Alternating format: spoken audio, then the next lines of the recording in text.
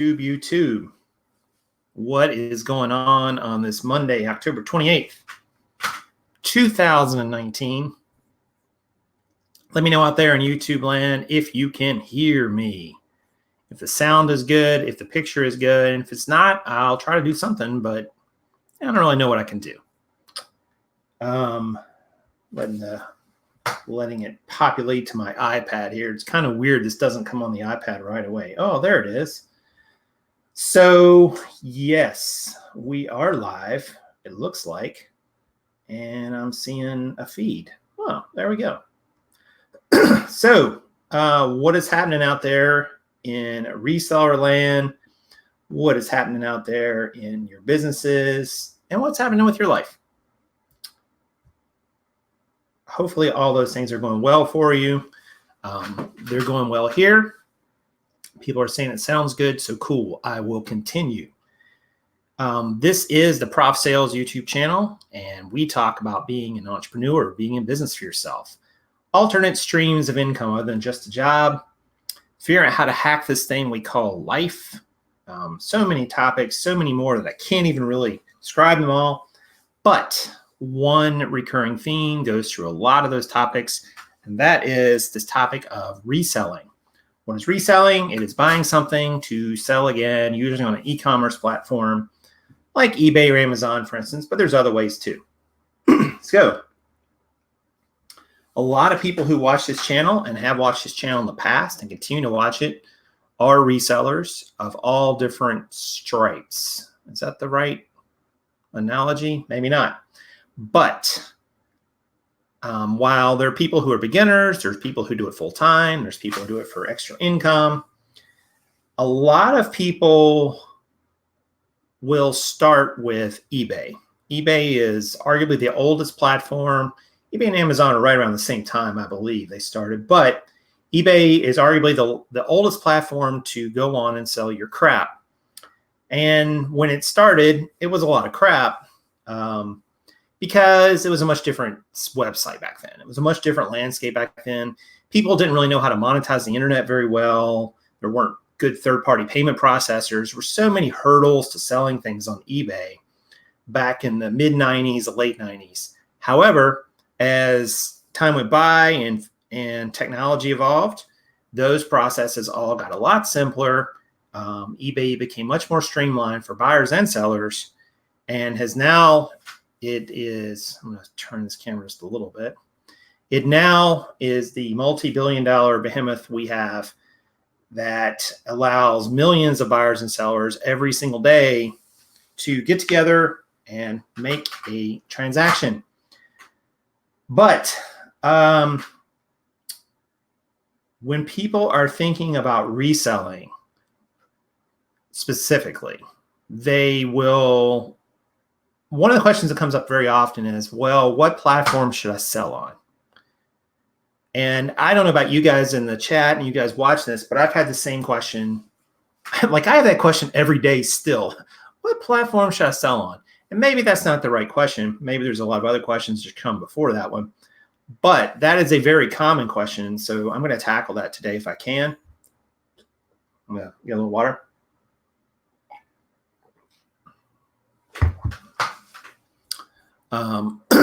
Moonshineful says, thrift this morning and listing today. Cool. Moonshineful, list away, sir or ma'am, whichever. So you're wanting to resell, you're wanting to sell some things online, and you're wondering, is eBay good for you to start on? Well, like the answer to most questions in life, it depends. And it depends on several factors, I think, and I'd like to hear from you guys too. First of all, you have to be adept at using technology. You have to be adept at using things like a smartphone, adept at using your laptop or Mac or whatever you're using to access the internet, printers, using some third-party software, being able to have multiple tabs open at once. To look at things and to research things, or to, able to answer someone's question, able to go through your eBay account info. And if you can't do that, then maybe even reselling in general online is not a good idea for you. And there's nothing wrong with that. You could very easily dumb all that down and say, I'm just going to throw some stuff up on Facebook Marketplace and meet people and sell stuff. Let me turn off this heater. It is so hot in here all of a sudden. And sell things to people locally and make a few bucks. Nothing wrong with that. But eBay is a much different animal than just that, because now you got to deal with all those other factors. So if you're not comfortable with technology, reselling online in general is going to be very difficult for you. You're going to have to get comfortable or find somebody to do it for you. Some people are already weighing in. Kimberly Stone says, I liked eBay when it was an auction site. It used to be funner then. Yeah, that's an interesting point, Kimberly.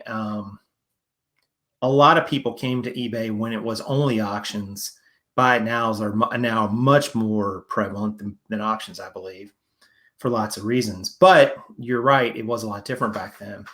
I didn't really sell on it too much at that time, but I do remember a few things, but I do remember buying, and it was much different. There was kind of an excitement as a buyer too, because you didn't know if you're going to win the auction or not. Drummer says, hey, it's good to get your feet wet. Well, yeah, I mean, getting your feet wet is a good thing, and you can do that with lots of different platforms, Drummer. So the question is, are you going to get your feet wet with eBay, or are you going to drown or get stuck in the mud? It's probably a better analogy. Moonshineful says, it depends on what you sell. Some people hated PayPal enough to leave eBay. Now eBay has their own option, and is it better? Wow, that's like a topic for a whole nother show, I think, Moonshineful, but maybe we'll touch on that some here in this one as well. So if you're not comfortable with technology, I don't think eBay is going to be a good choice for you. And that goes for any e-commerce platform, right? That sort of should go without saying, but I think it still needs to be said. So now it comes down to, well, what are your objectives with selling things? It's probably not the best way to word that, but are you looking to just sell, 1 or 2, 5, 10 items a month, maybe, that you pick up at thrift stores or yard sales? Are you looking to earn a part-time income? Are you looking to scale this up into a full-time business? Because I think depending on where you find yourself along that continuum is important for whether or not it's good for you as a beginner. Now, you may not know that you're going to scale up to a full-time business. And I think if you start off on eBay saying, I'm going to scale this up to a full-time business and replace my full-time income, that's a great objective. But man, there's a lot of hurdles in between you and that objective, that goal, that may block you and stop your progress cold. And some things you just don't even know about yet or have heard of. So I would be careful, giving eBay or any of these platforms too much, not credit, but giving them too much, well, I guess it kind of is credit, too much credit for being able to solve all your financial needs. You don't know if that's going to work or not yet. You can only guess, because again, there's a lot of hurdles along the way that may or may not fit with your needs. But you need to understand why you're selling on the platform to some degree, because eBay is a little more intensive than some other platforms in terms of selling. You're creating an individual listing for your item. So think of it almost as putting something on like OfferUp or Garage Sale or Facebook Marketplace, and with the difference that like a worldwide audience can see it, and you have a way to handle payments through eBay's payment processors. But you also have to go through the time and effort to take photographs. A lot of times, if it's not a new item and there's not a stock photo, you have to accurately list the condition and give a description of the item. You have to figure out your pricing, which is not terribly difficult. You have to put terms in the auction, like, are you going to accept returns or not? Are you going to offer free shipping or not? Things like that. Like, you have all these item-specific hurdles to overcome if you're going to list your item on eBay. And you have to do that for every single item that you have that's different. Even if you buy, 10 pair of jeans, that are all Levi. Well, they technically have, if they're all pre-owned jeans, they all have to have a different picture. They all have to have a different description. Now you can copy and paste and use some templates to simplify some of those things to some degree. But as a beginner, you need to think about, are you going to want to list all that info for every single item? Now, one of the traps I think a lot of new sellers fall into is they fall in love with, not fall in love with their item, that can happen, but more so fall in love with the listing process. I think that's a mistake, but a lot of newbies do that. They want to get so specific, take so many photographs, show every detail, every flaw, list every little thing about the item they can think of. And the problem is you're using a lot of time to do that. And it doesn't become very it doesn't become very profitable to use up so much time on any one item. So I think if you're a beginner on eBay, you need to find ways to list items quickly, accurately, but also with as little information as needed. Like just what's needed and no more. I think it's a mistake to go all in on descriptions. And I still see people in groups ask those questions. Should I list that I bought this item at so-and-so's house who was going to donate it to the Salvation Army? No, of course you shouldn't. Like, nobody cares about that crap. Nobody reads it. And it's a massive time waste. But there's still people who do that. So if that is you, if you fall in love with the listing process of your items, eBay will scratch that itch for you. But man, you're gonna spend a lot of time for not really any more bang for your buck. I mean, ultimately, the market's going to decide what your item is worth. And a more extensive description of an item, unless it's a really valuable item with a lot of very specific things that are different about it, or that the buyer would need to know, it doesn't really add any value to your item. It doesn't improve the selling price. You know, if you're selling clothing, for instance, clothing's commoditized. I mean, a shirt is a shirt, a dress is a dress. You know, you take the photos and you say it's pre-owned, there's no visible stains or marks or tears, you know, and then you move on. Ultimately, you just can't go crazy with talking about that stuff. So if you're a beginner, less is more. I'm a firm believer in that. I don't think you should list just super amounts of info, because while you might think that, you might think that while that protects you as a seller, it also opens you up to criticism. If you are listing an item on eBay and you're putting every little distinctive thing about it and taking photographs of every little specific area you can, you now have called attention to all of those in your buyer's mind. And when they buy those items, if they see a photograph in a little different color than you do, or you miss something over here, but you got it over here, you know, you're like, oh, it has 2 cuts in it, and let me show you where they are. You take a picture of the 2 cuts, and now there's a 3rd cut.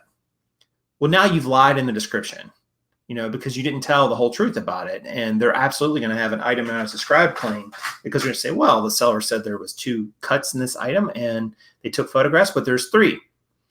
You're better off just to say item has some cuts in it and photograph them, you know, and then it's like you didn't commit to a specific number. Like the more specific you get with your item, the more open you are to criticism, strangely enough. You want to accurately describe the item, but you want to describe it in generalities, if that means anything. Like, you know, item, you know, appears to be in good condition. See photographs for that condition. Rather than, you know, like anytime you put all these adjectives on the condition and specific features of the item, I think you run the risk of forgetting something or just not accurately saying something. And then the buyer has a case if they want it, because you've said it right in the description. There was you had no wiggle room at that point.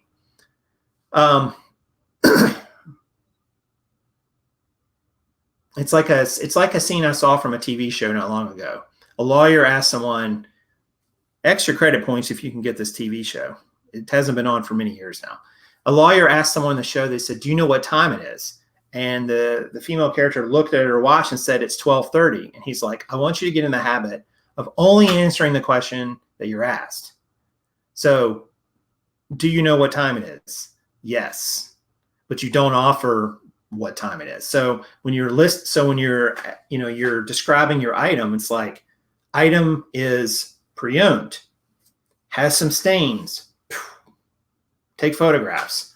Because the buyer can always ask you questions, say, well, does it have a stain on the inside of, the waistband or something? And you're like, not that I can see. You're answering the question accurately, but not with so much detail to get yourself in trouble. That was a long-winded explanation, but I think a lot of beginner eBayers get hung up on that, and I think it's a trap if you're not careful. So I think that that's one area that beginners really need to look out for. The other thing is because you're listing every single item on eBay is something different, you always have the challenge of how to scale the business. And that is coupled with you're going to have to store these items. So, and that's something I don't know why people struggle with that one. I guess it's because they realize, okay, well, I've got 10 items listed on eBay and I don't sell any. Well, maybe if I list 50 items, I'll sell a few. So you list 50 items and you sell 5 of them. Great. Think, well, what if I listed, 500 items? Well, now you got to have somewhere to put 500 items, and you got to have a way to catalog 500 items, and you got to have a way to find one of those 500 items when it sells, and you got to have a way to package and ship that item when it sells. Like, now you've created a complex scenario for every single item and for your business. And the thing is, like, lots of businesses have figured all those questions out. You don't have to reinvent the wheel. There's lots of great inventory systems. There's great ways to figure out how much you're going to sell every month based on, previous sales from other in your categories.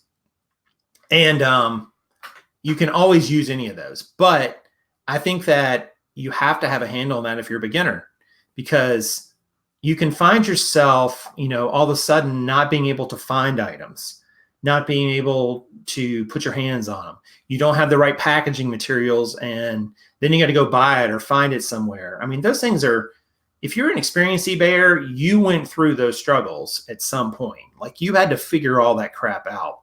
That's one of the reasons I had so much fun selling jeans, because I came up with a system where I could store, how many was it? It was like a couple hundred on those 36-inch shelving units each. So I could put 1,000, jeans easily in a room, a small bedroom like this.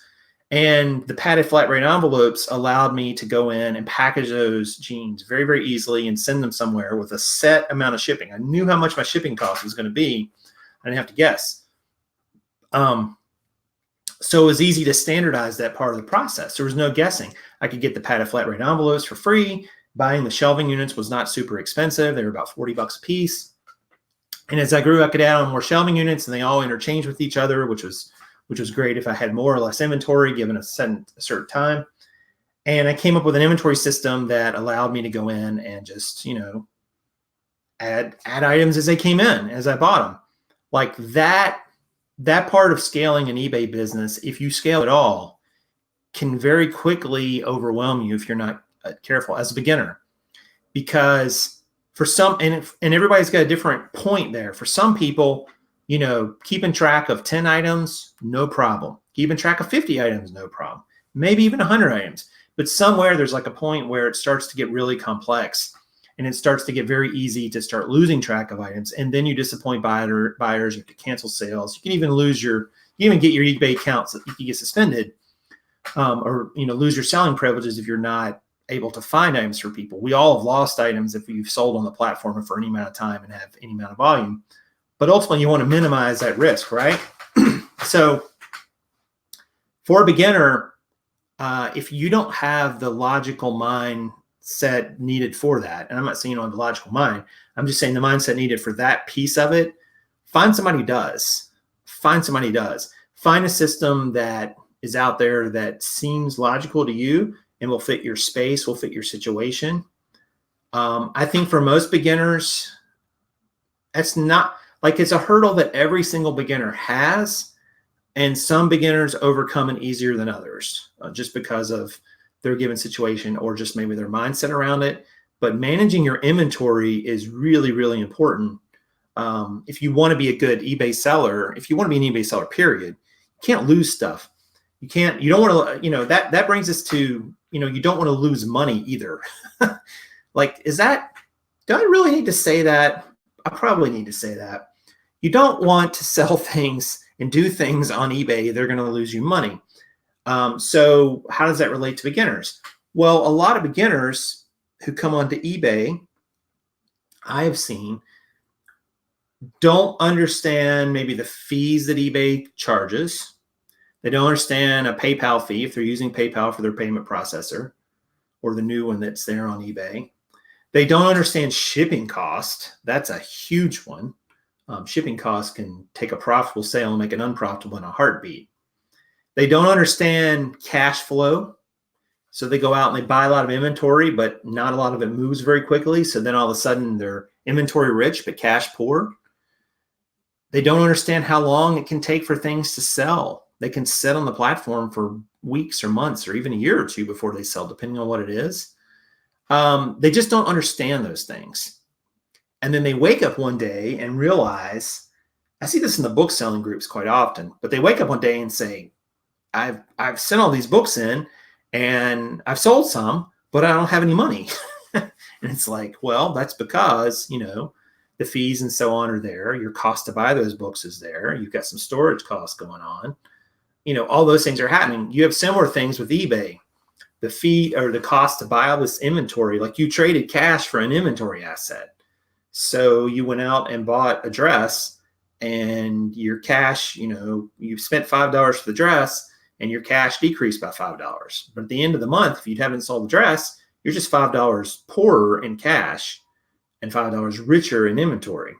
Unfortunately, if you're using your reselling to pay your power bill, they're not going to accept the cash, or they're not going to accept the dress and trade for your power bill. So they want the actual cash. So at some point you have to figure out, is enough money going to come in? Am I going to sell enough of this stuff? And I'm going to say that like that calculation, that formula where you have to figure out how much can I buy each month? How much is going to sell? How much profit am I going to make? How much am I going to put back into the business in terms of inventory the next month and supplies and so on? I think that is probably one of the most difficult things to do. It might be the most difficult thing to do for an eBay seller because there's so many variables there at the beginning you just don't know. You don't know how good you are at picking inventory, quite honestly. You don't know how seasonal the market might be right now. Maybe it's a good time, maybe it's not such a good time, or somewhere in between. You don't know. I said this the other day, like every cost you think you have in reselling, whatever you think it's going to be, add some percentage points to it. Maybe 10%, maybe 20%, maybe 30%. It's going to cost you more than that. I just promise you, like I've seen that. I don't know any seller who doesn't go through that. They thought, and it's like, I thought it was going to cost me this much. And it was always more. It was never less. And that's just the nature of things. Like costs tend to go up, and the cost to be in business and the operational expenses go up, fees go up, shipping goes up. Count on that. Count on that. It will happen. And that's okay. Like it's not the end of the world if it does. You just have to adjust to it. So absolutely, you want to make sure that you're accounting for your costs going up. And just in general, like if you're a beginner and trying to figure out how much money this is all going to take to get rolling, like because people ask questions in these groups, they'll say things like, how many items do I need to make $1,000 a month on eBay? But there's no easy answer to that question. Well, there's all kinds of answers I've seen, but there's hardly any correct one because there's so many variables we don't know when someone asks that question. We don't know what kind of inventory you've got. We don't know how good you are at picking it. We don't know the sell-through rates on the niches and categories you've chosen necessarily. We don't know how aggressive you want to be with pricing. We don't know what your profit margins are yet. We don't know what your tax situation would be, what your operational expenses are. I mean, we just don't know. And the only person who really is going to have a chance to know that is you. And it's always going to be like, you're always going to have to look backwards and see what it was and then project forward to what it probably will be. and it's just an educated guess. It's not a definite. I think that, and you can inflate any of those numbers any way you want. Like you can, there was 1 month back last year when I sold a consignment item for $2,500. It was a group of items actually. Did that really, I could say, hey, I made $2,500 on one sale. Well, first of all, that was a consignment item, so I didn't get all that money. Second of all, that was very unusual. Like that was way, way above my average selling price on average, and above most eBay. I mean, I don't know any eBayer has a $2,500 average selling price. That would be extraordinarily high, unless you're selling maybe like jewelry or something like that. But that was very unusual. But so if I tried to project forward from that month and say, well, next month I'll do this. Well, no, that was kind of a one-off. Like that's not going to happen most months. And I didn't have another $2,500 lot of equipment sitting around I could sell. So there's so many variables that you have to take into account when you're trying to project, what's going to happen if I list 500 items? How many am I going to sell? What kind of money? I mean, it's a projection, and you can make a good guess at it, but it is a guess. And you're almost never going to be dead on it. It's very rare. You're going to be within a range, hopefully. And as you get better at it, that range will shrink, and you'll get closer and closer each month. It's like, all right, so, it looks like the real sell-through rate is this. So, don't get too caught up in that. If you're a beginner, though, you need to have some idea about that. So I will look at a couple comments here in the thread here before I jump into a couple other parts here. D. Comley says, the unknown, also known as the Grim Reaper. That's kind of funny. Let's see what this is. Let's see. Punch's Resales had a comment here. I think I do pretty well. I have around 140 active listings, 107 solds in 60 days, over 4K in sales. I'm mainly hard goods. It's only a very small part-time hustle. Yeah, I mean, that's if that's the kind of, if you're maintaining around 140 actives, Punch, and you're selling 107 every 60 days, which means you're selling roughly 53 and a half every 30 days, roughly. I mean, I know it didn't break out that way. That means you're selling 53 items every month and you have 140. So you're selling like almost 40% of your inventory every month. That's good. I mean, I think by most people's numbers, that's a good sell-through rate. Now, as you grow that inventory, you may see that sell-through rate drop, which is ironic or funny. But when you're smaller, you can be more nimble. You can make probably really good buys. But as you get a little more, if you get more listings up, you will see that your sell-through rate tends to decline somewhat. I don't know all the reasons for that. You would think it would be a straight one-to-one relationship, but it's just not. But that's a great sell-through rate, I think. And 4K in sales is nothing to sneeze at over the last 60 days. So that's very good. Duncan says, over the years, the cost of online selling will keep rising. I've seen the cost rise since 2004. Yeah, there is no doubt. No doubt it will be more expensive next month, next year, 5 years from now. How expensive? You could kind of look back and see a progression if you've been doing it a while and make some good educated guesses. But it's going to rise a few points every year. Fees are going to rise. Storage costs are going to rise. Transaction fees, all kinds of things. So I absolutely agree. Let's see. Moonshine Fuel says, if you want to gross, let's just say $700 a week in sales, which would be about $35,000 a year. You need to list $100 worth of inventory a day. Over time, the saturation of inventory will get to that point. It's time. I'm not sure I totally follow there. $100 worth of inventory a day. I guess you're saying $100 a day that will sell a day, which would equal $700 a week, if that's what you're getting at, which makes sense. What do you do if you suddenly have weeks with no sales and you rely on the income? Well, that's a good question. Anybody else want to take a swing at Duncan's question there? What do you do if suddenly you have weeks with no sales and you rely on the income? And by the way, before I give an answer to that question, and hopefully you guys have some answers to that question too in the chat, you will have weeks with no sales. or very, very little sales. You will have days where you have no sales and you rely on that income. I liken this back to my poker playing days. Like when you would go to play poker in a given night and you got your bankroll, right? You got so many buy-ins in your bankroll. Let's say you got 50 buy-ins in your bankroll. And you go to play in a $200 buy-in game. Let's say you're playing 1-2. And you buy in for $200 and you lose it. You buy in for another 200 and you lose it. You buy another 200 and you lose it. So you've lost $600, 3 buy-ins, which can absolutely happen in a given night for various reasons. And you come home 8 hours later and you've lost $600. You've spent 8 hours of your time. You've basically lost over $70 an hour. You went to work and you came home with less money than you started. That will absolutely happen in poker if you play any poker at any level for very long. Reselling, it happens too, because you're paying a monthly fee for your store on eBay or your professional selling plan on Amazon. You've got your monthly or quarterly taxes that are going to be due. You have other fees associated with if you're running a corporation or a partnership or an LLC. You have your inventory repricer cost if you're using that. You have a scanning software cost. You have operational costs. Oh, and by the way, you have all your normal personal bills and so on that are going on. And meanwhile, you're not going to make any sales. That will happen to you as a beginner, as an intermediate, as an advanced seller.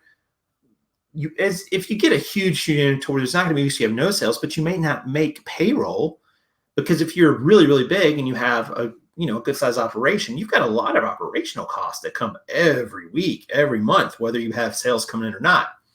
So that will happen to you. So you have to plan for that because it will happen. Let's see. Scott says he likes the orange shirt. Yeah, it's Virginia. That's right. National champions. But anyway, that's just bragging. So Moonshot Fuel says, I don't care about sell-through rate personally. It doesn't affect my model. Right. But if you're a beginner on eBay, it does affect your model, because unless you've got an unlimited amount of, here's the problem. I understand why you're saying that, Moonshot Fuel, and I don't know your personal situation. But let's say you're just a typical eBay beginner. And you say, I'm going to take this $100 and go to this thrift store over here and buy $100 worth of crap. Sorry, I call it crap. Just what I do. And so you go and you buy $25 items. All right. And at the end of the month, one of those items sells. And it sells for $15, we'll say. So you have $15 back in your bank account, and you have 19 items still left. And so you go back over there and you spend the $15, which really wouldn't be 15 because you probably pay 5 in fees. We'll say it's 10. You buy 2 more items. So now you got 101 items, but you have $0. And let's say the next month, nothing sells, which could happen, right? You've only got 21 or 20 items listed, 21 items. So then let's say you pull another $100 out of your personal money and say, well, I'm going to go buy another 20 items. And you do. And so at the end of month 3, you now have 41 items, but you sold, let's say, 3 of them. So now you got 38 items left. You got another $30 in profit in your pocket, but now you're $200 in the hole minus your $30 in profit. You're $170 in the hole. So you've made profit on the items you sold. You've got inventory assets. You've still got those 30-some items, but you have negative cash flow because you've spent $200 and you've only gotten back like $40. So you're $160 in the hole. You can't do that forever. Unless you have infinite money. So eventually, and most of us have like a budget. So what some people do is they'll just go and spend the money, and it'll just sit, and they'll just sell them gradually and eventually replenish the money and go get some more items and so on. If you're trying to grow it to a certain level, you've got to be able to withstand that initial cash flow crunch, because it will hit you. It's even worse if you're going Amazon FBA, because you got fees and so on that are eating it up, shipping costs to Amazon and so on. That happens to every single eBay seller, though. So if your sell-through rate is really, really low, like in the examples I gave, like 5% sell-through per month, basically, you're going to get hit with a cash flow crunch. You're going to be out of cash if you're not careful. that's the reason why I would say it does count. It does matter for most people. But again, if you've got like money, you can just keep pushing money into the business, then yeah.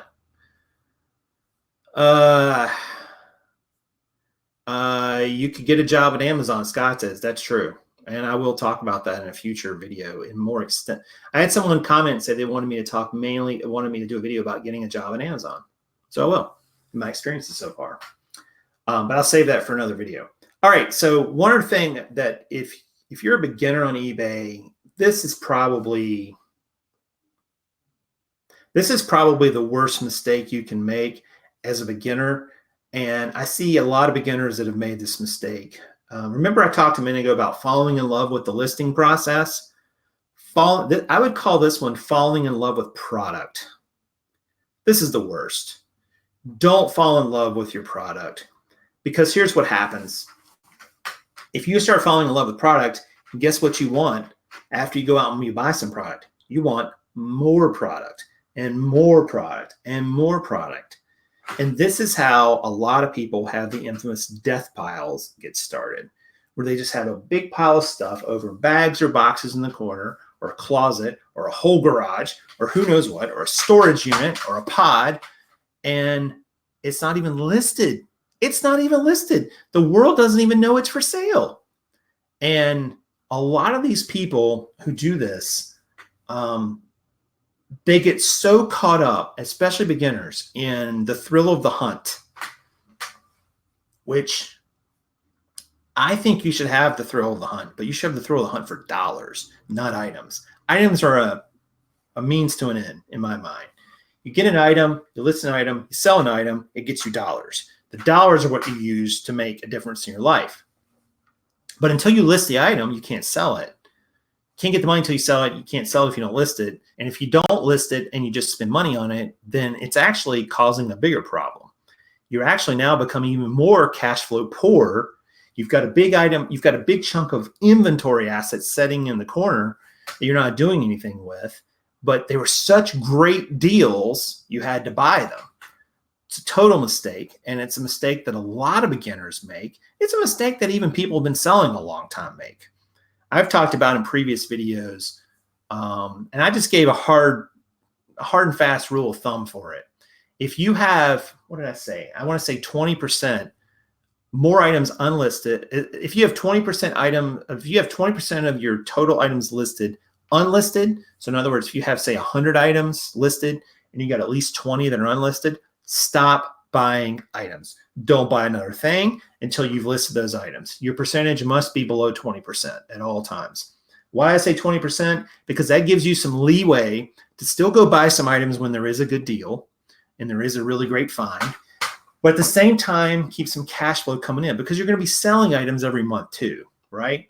So you're going to have cash flow coming in. You're not going to just, it's your sell-through, even if it's pretty anemic at 20% or 15%, you're still going to have some money to be able to maintain your business. So that was my hard rule back in the day, and I think it probably still applies. So if you can, if you've got 1,000 items listed and you figure you got 200 sitting in the corner, you need to list some of those before you go buy any more. Because again, think about the psychology here, and this is what a lot of beginners get trapped in.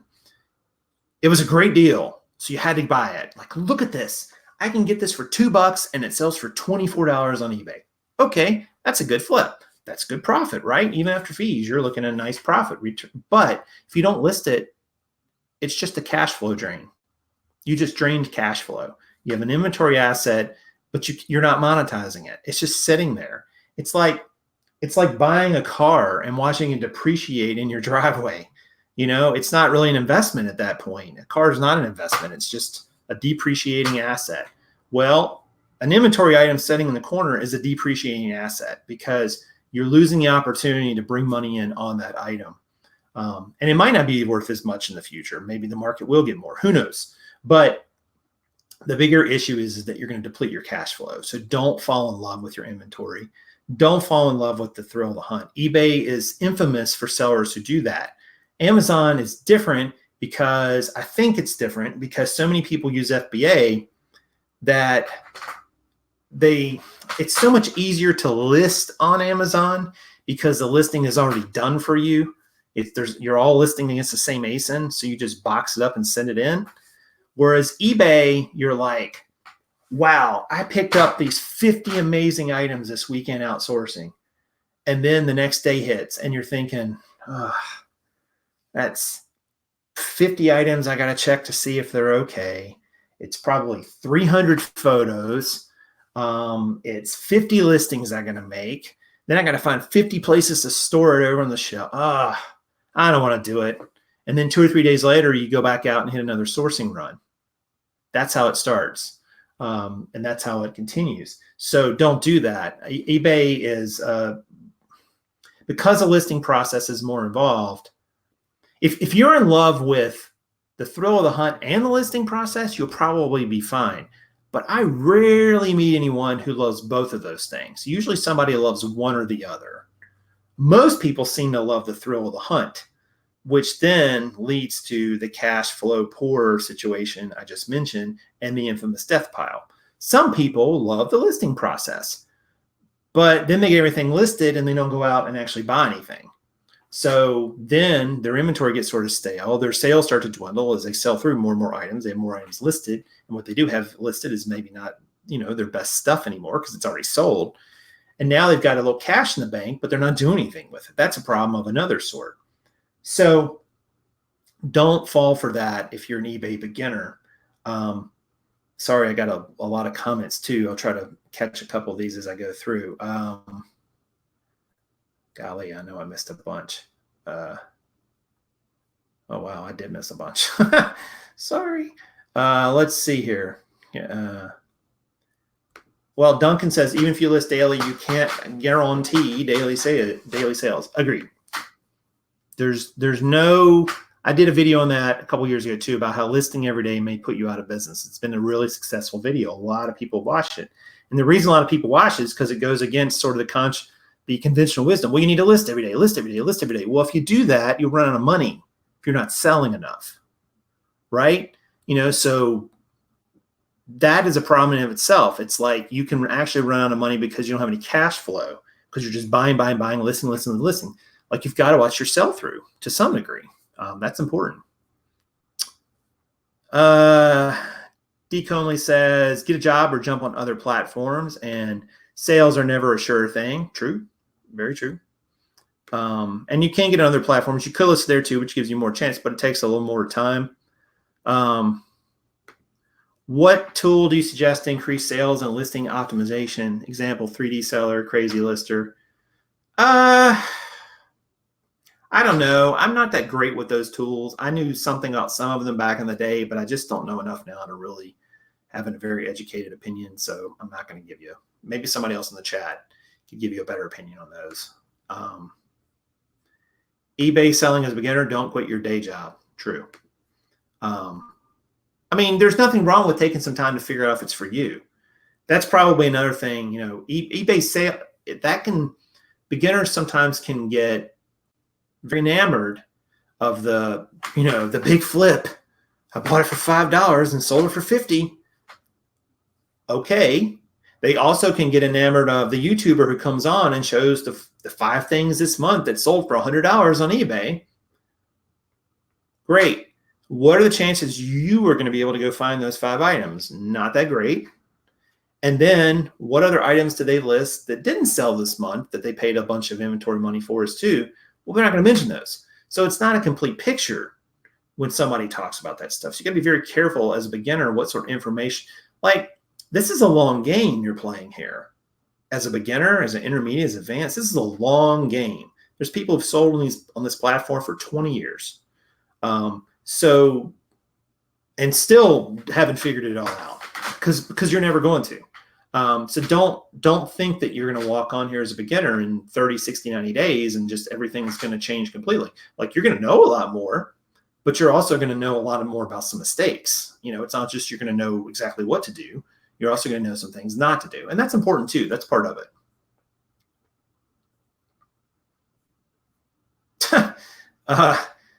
I just need to list this one. I found a stick tree branch on the side of the road a while back one time. I sold it for $15. Didn't cost me a thing.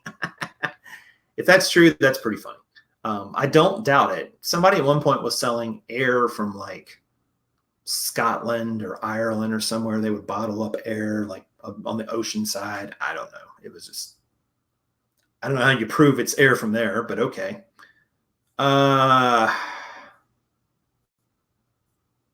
Let's see what else we have here. Scott says, I have the biggest problem with wanting to acquire more product without listing, and it sits around for a year or more. I'm trying to get better, but it's difficult. Listing to me is tedious and the least fun out of the whole process. I'm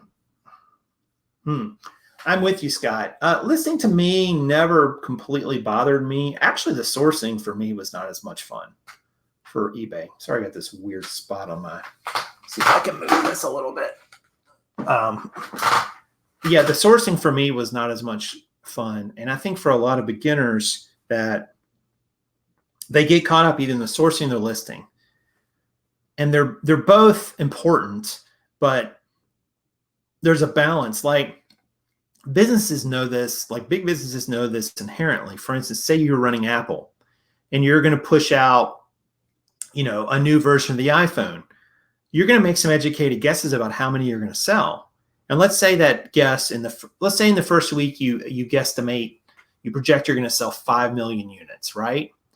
Well, why would you go and buy enough product and have 25 million made? It doesn't make any sense.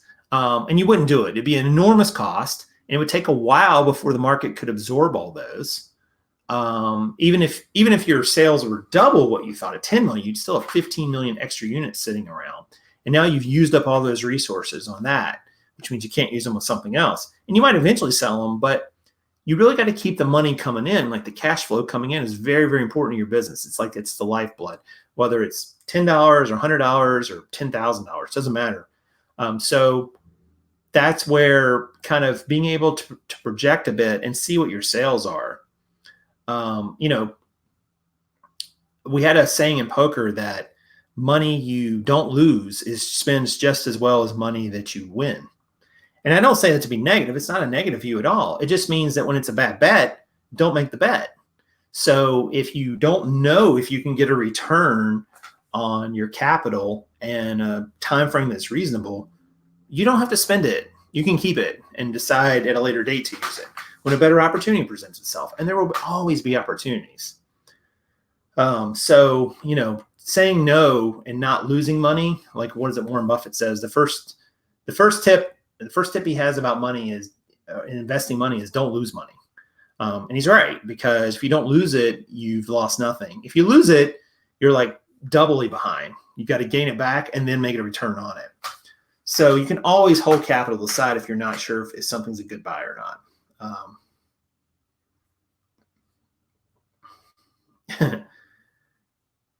Too many people just love to shop and not do the listing part. Yeah, that's true. And by the way, I have a pet peeve. If any of you beginners are watching this video, it's not shopping, it's sourcing. Shopping tends to imply that like you're looking for things for yourself. And you're not. You're looking for things for a business, even if it's not a declared business, even if you're not, a corporation or you don't have a business license. It's a business decision. So you're sourcing items for your business. You're not shopping for yourself. I think that's an important distinction. And I know some people would say, well, they're the same thing. I ask you this. Do you ever say, yeah, I'm going to go sourcing at the grocery store for something for dinner? You don't. You say, I'm going to go shopping for some groceries, right? You don't say, I'm going to go sourcing for some groceries. So sourcing and shopping have two different meanings. So think about them that way, like get your brain in the right frame of mind where you think I'm going to source things that I'm going to list and sell, not I'm just going to shop and buy some cool stuff. It's a difference. Let's see. Shopping is fun. True. I'm Amazon spoiled. Contra Durian says, you got me started selling jeans though.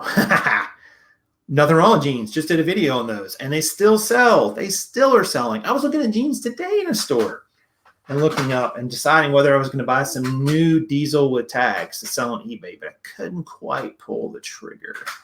I wasn't really going to sell them on eBay. I just wanted to see what they were selling for on eBay. And they were selling for $50, but the price was like $25 or $29. And I thought, and only one or two had sold. I'm like, that's really not enough.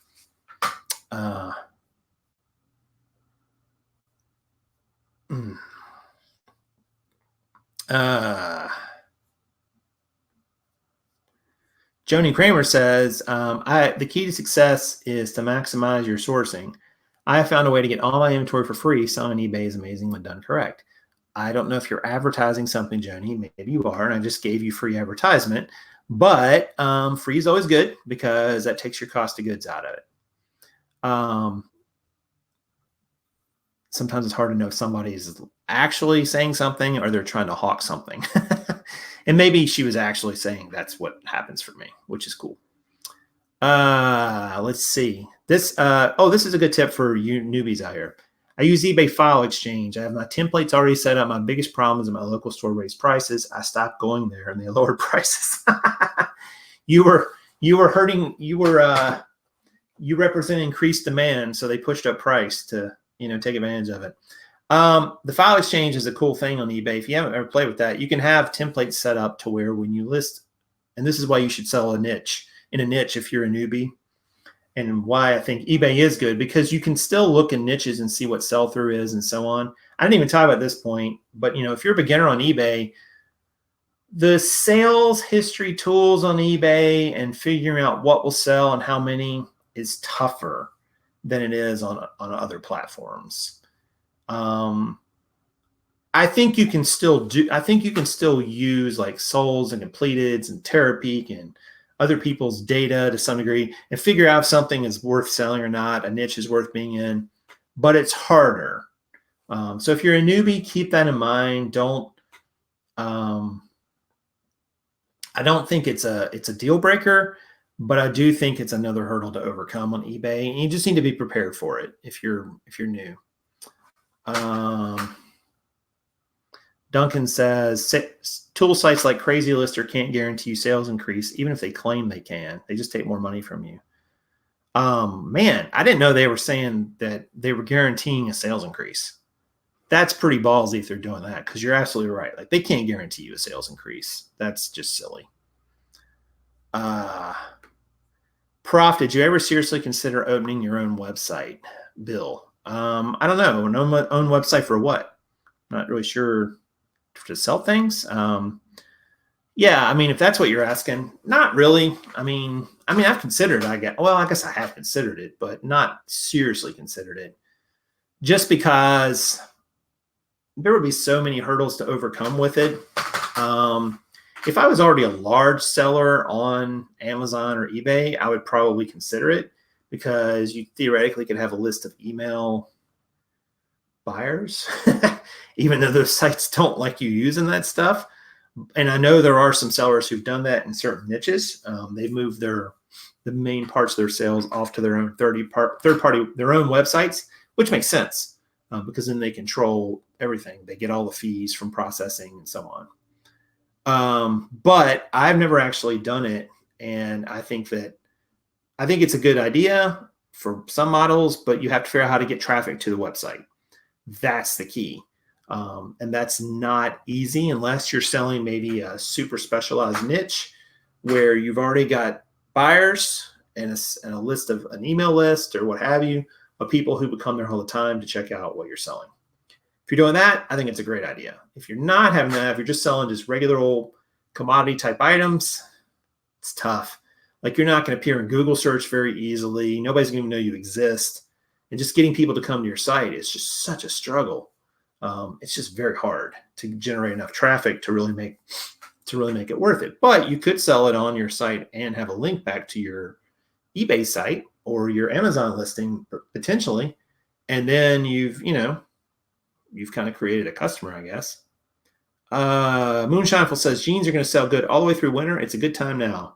I agree. When I was selling jeans primarily, November tended to be one of the best, if not the best months of the year for pre-owned jean sales. I don't know if that's still true. Someone can correct me on that. But I would imagine it's probably close, because it's the time of year when people start to think the weather starts to get colder in a majority of the northern hemisphere at that point. especially here in the United States. In a lot of places, it starts getting colder, even if October's had some warm days. And people are really starting to think about wearing warmer clothes. They just are. And then so they start pulling their warmer clothes out, and they start looking at them and making decisions like, I don't know if I want to wear this anymore. This has got a hole in it, or I need this, blah, blah, blah. So yeah, I think jeans this time of year are a home run, a no-brainer. Let's see. Duncan says, I have hundreds following my listings. It helps. Yeah, so Duncan is talking about you can have followers on eBay that will follow your store and your listings. And some of those people are following because maybe they're also wanting to sell what you sell or just see what you do or copy it. And others are following because they want to see what you're selling because they may want to buy it. Doesn't matter, they're still following you. So that's an easy way to kind of gauge if maybe you could take some of those sales offline. There's probably like a number though, like let's say that, I mean, look at it this way, guys, like people come and view your listings on eBay and very, very, very, very few of them actually buy anything. You get a lot of impressions, but you don't get a lot of sales out of those impressions. So if you translate that to your own personal website, now you still got to get a bunch of impressions. And some of those are still not, most of those are still not going to translate into sales. So it's still going to take a little bit of effort to get those to become sales. And I think that's the hurdles you run into with your own website. Not saying you can't do it. It's a great idea if you can. But I just think that it's one of those things where like, you really have to think it through and have a good list of people. That's funny, Duncan, that it just flagged your message. I guess because it had the Charles Dickens name in it. I'm not really sure why I did that. But Duncan just sold a Charles Dickens signed envelope. Oh, there it is, for 500 pounds. So that's pretty cool. Duncan collects and sells like postcards, envelopes, memorabilia like that, antique type stuff. And he keeps trying to get me to do it, but I don't know anything about it, and I don't know where I'd even find it. So Duncan, when you come out with your course, I'll have you on, and we'll talk about it to the masses, and you can plug it and tell everybody how to sell that stuff. So anyway, but thank you guys for jumping on today. I think those are a lot of things that you need to think about if you're a beginner. You need to think about not falling in love with the listing process, not falling the description, not falling in love with your items, not falling in love with sourcing, being able to navigate the technology part of eBay and so on, being able to look and make projections about what you're going to sell and how often you're going to sell it and how much you're going to make, and monitor your cash flow, which those things are no different than most other businesses, to be perfectly honest. But still, a lot of people just don't even think about them, and they jump in, especially beginners, and then they're just shocked when, like, you know, hey, why am I not selling anything? And those are some of the reasons. But anyway, if you guys like the show, please click the like button. It's right down below. It just takes a second. There's a little thumbs up. I guess you could, even if you don't like the show, you can click the thumbs down. Either way. But I'd rather you leave me a comment either way, so that I would know, you know, what you thought and, you know, how I can become better at doing this. And if you want to see whenever I come online, click the subscribe button. It's also there. All right, guys. Well, that's going to do it for today's show. I hope you guys have a great rest of your Monday, and I will see you real soon. This is Prof Sales saying good sales to you.